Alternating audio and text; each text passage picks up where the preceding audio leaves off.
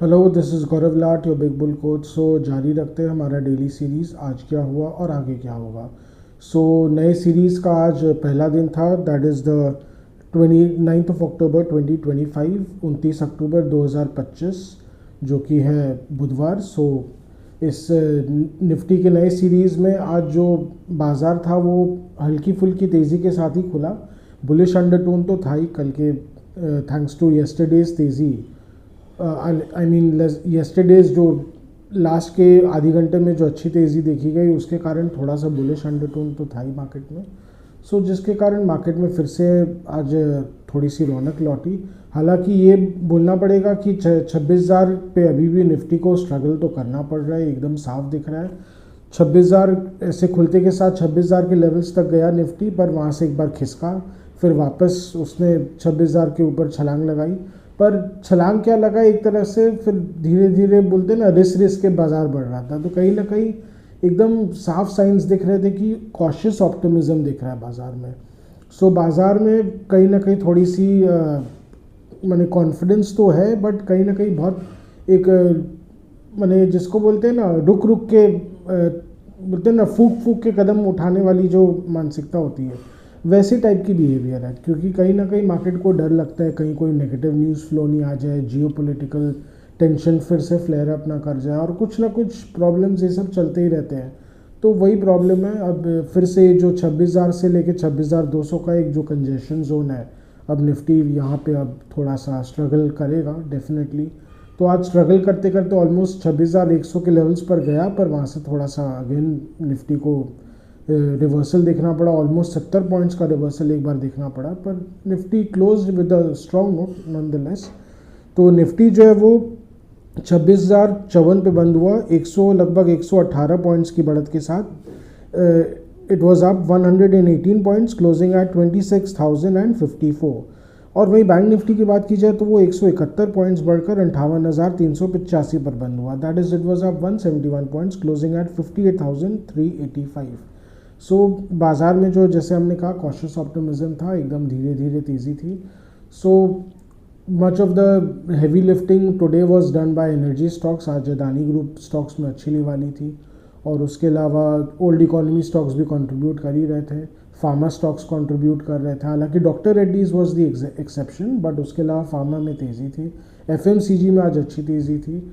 सो कहीं ना कहीं बाज़ार में, और मेटल्स तो पार्टिसिपेट करी अभी। इनफैक्ट मेटल्स तो एकदम एक अच्छी खासी क्लियर कट बुल मार्केट का एकदम अब साफ ट्रेंड दिखा रहे हैं। जो हमने पहले भी कहा था कि मेटल्स में एक एकदम टेक्निकल चार्ट्स पे देखा जाए तो बहुत क्लियर बुलिशनेस देखने को मिल रहा है, और वो अब धीरे धीरे अब एकदम और साफ होते जा रहा है। बिकॉज आप देख लीजिए, स्टील अथॉरिटी जो 140 के लेवल्स पे आ गया है, टाटा स्टील है लगभग 190 के पास आ गया अब। सो कहीं ना कहीं बाज़ार में मेटल शेयर्स में तो रौनक है। हालांकि ये बात अलग है, अगर स्टील की बात की जाए तो जो स्टील एनसीडीएक्स पे जो ट्रेड करता है वो तो अपने लोज पे ट्रेड कर रहा है, 5 साल की लो पे ट्रेड कर रहा है। पर कहीं ना कहीं हो सकता है भी ये ओवरऑल डिमांड ठीक ठाक है, सप्लाई इश्यूज़ है कहीं ना कहीं, थोड़ी सी ओवर सप्लाई है स्टील सेक्टर में, जिसके कारण भी एनसीडीएक्स स्टील जो है वो थोड़ी 5 साल की लो पे है। और कहीं ना कहीं इसके करेक्ट करने से इनकी जो मार्जिन है वो सुधरते हुए दिख रहे हैं, बिकॉज रिटेल में अभी कोई खास मेजर करेक्शन देखने को नहीं मिला है प्राइसेस में, जिसके कारण इनके मार्जिन काफ़ी इंप्रूव हो सकते हैं। और कहीं ना कहीं ये भी एक फैक्टर है इनमें जो बढ़त आ रही है। और एक बात और बता दूं, क्लैरिफाई कर दूं, टाटा स्टील का जो उड़ीसा का एक प्रोजेक्ट था कलिंगनगर का, वो उसका प्रोडक्शन वो पूरी तरह चालू है। उसका जो कलिंगनगर का प्लांट है वो पूरी तरह अपने इनफैक्ट वो 2024 में ही फुल माने अपने फुल कैपेसिटी पे चालू होने का बात था, पर धीरे धीरे अब 2025 का एंड आते आते वो अपनी कैपेसिटी पे चलने लग गया है। Not at 100% capacity, but it is definitely now it is माने it is moving towards working at full capacity. So कहीं ना कहीं अब इसके कारण इनके जो सेल्स वॉल्यूम है काफ़ी अच्छे बढ़ेंगे, बिकॉज काफ़ी बड़ा प्लांट है वो, 5 मिलियन टन्स का उसका एनुअल कैपेसिटी है। सो कहीं ना कहीं ये भी एक फैक्टर है जिसके कारण टाटा स्टील में स्पेसिफिकली थोड़ी तेज़ी देखी जा रही है। और ओवरऑल स्टेट जो मेटल शेयर्स हैं उनमें तेज़ी तो देखी ही जा रही है। कुछ तो ट्रम्प बाबू के कारण भी है, ट्रम्प बाबू ने इतने इन्वेस्टमेंट कमिटमेंट्स लिए वर्ल्ड ओवर से, जिसके कारण अमेरिका में बोल रहे काफ़ी मेजर इंफ्रास्ट्रक्चर और फैक्ट्री रिलेटेड बहुत इन्वेस्टमेंट्स होंगे। सो उसके कारण अगेन मेटल्स में बहुत डिमांड रहने की एक्सपेक्टेशन है। Again that is a very positive thing. So copper देख लीजिए अपने ऑल टाइम हाइस पे चल रहा है। सो मेटल शेयर्स में ओवरऑल वैसे भी तेज़ी है। सो ओवरऑल एक बुलिशनेस है मेटल्स में। हालांकि एक स्टैंडर्ड डिस्क्लेमर दे दूँ, टाटा स्टील स्टॉक जो है ये मेरे परिवार के पोर्टफोलियो में है।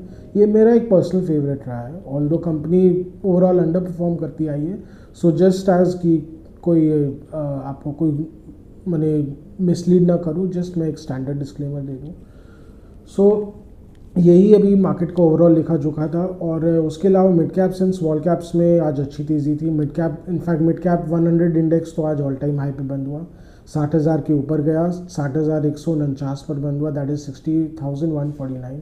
सो हमने पहले भी कहा था कि अगर बाज़ार जो मेन मार्केट है अगर वो ऐसे का ऐसे ही रहा है, ऐसे का ऐसे ही रह जाता है, तो जो mid caps and small caps तो अपना मन बना लेंगे, वो अपना बढ़ते ही चले जाएंगे।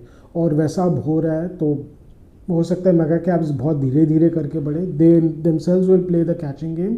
और कहीं ना कहीं जो mid caps and small caps में रैली है वो तो फुल ऑन आने वाला है, क्योंकि कहीं ना कहीं जो मेजर फंड फ्लोज भी इन पे ही ज़्यादा आते हैं। सो कहीं ना कहीं वो एक फैक्टर काम करेगा ही। सो यही अभी ओवरऑल मार्केट का लेखा जोखा है। और एक जो और अगर आपका आज का इंस्टीट्यूशनल फ्लोज देखें तो आज DIIs की अच्छी खरीदारी आई, FIs ने इनफैक्ट आज बेचा है। तो जैसा कि हम कल कह ही रहे थे कि कल का जो 10,000 करोड़ की लिवाली आई है FIs की तरफ से, ये हो सकता है थोड़ी मिसलीडिंग हो, ये एक वन ऑफ इवेंट हो सकता है बिकॉज ऑफ वेरियस फैक्टर्स। और वैसा ही एकदम कंफर्म होता दिख रहा है बिकॉज आज FIs ने 2,500 करोड़ का माल बेचा है। सो कहीं ना कहीं उनको थोड़ा रिमोर्स होने लग गया कि बहुत ज़्यादा ही माल खरीद लिया, आज थोड़ा सा प्रॉफिट टेकिंग कर लेते हैं, ऐसा ही कुछ समझ लीजिए। सो आज DIIs ने अच्छी बाइंग की। इट इज़ वेरी क्लियर कि उनके सेलिंग को उन्होंने अच्छे से एब्जॉर्ब किया। और भी जो सेलिंग आया होगा, 26,000 के ऊपर बहुत सप्लाई प्रेशर है, ये तो एकदम साफ दिख रहा था। निफ्टी बहुत रेंग के बढ़ रहा था एकदम, तो कहीं ना कहीं उसको भी इन्होंने डेफिनेटली एब्जॉर्ब किया है। So the Mantra is that sustain DII buying तो बहुत नेसेसरी है। अगर निफ्टी को 26,000 से लेकर 26,200 का जो कंजेशन जोन है इसके ऊपर जाना है, अगर ढंग से कन्विंसिंगली निफ्टी को बढ़ना है, तो DII buying is very necessary and overall market के लिए भी that is a major thing. So यही था आज का लेखा जोखा। स्टॉक स्पेसिफिक कुछ ना कुछ तो चलते ही रहेगा, कुछ होगा तो हम ज़रूर आपको बताएंगे। हमारे नज़र में कोई अगर बहुत अच्छा स्टॉक ले आएगा, तो कोई स्टॉक आइडिया आएगा, तो आपको ज़रूर आपके सामने साझा करेंगे। सो आज का डेली व्लॉग यहीं तक रखते हैं। आशा करें कि आपको हमारी डेली व्लॉग्स अच्छी लग रही हो। Do like, share and subscribe to our channel, do hit the bell icon for regular update on our videos. अगर आपको कोई कमेंट्स देने हो, अगर आपको कोई स्टॉक स्पेसिफिक क्वेरीज हो, तो please write in a comment section. We will help you, guide you and in any way possible, as much as possible by us. And उसके अलावा आपको कोई अगर फीडबैक देना हो या सजेशंस देना हो, तो again write in a comment section. Your comments, feedbacks are important for us. It helps us improve our content and hopefully create better and newer content. So thank you for now.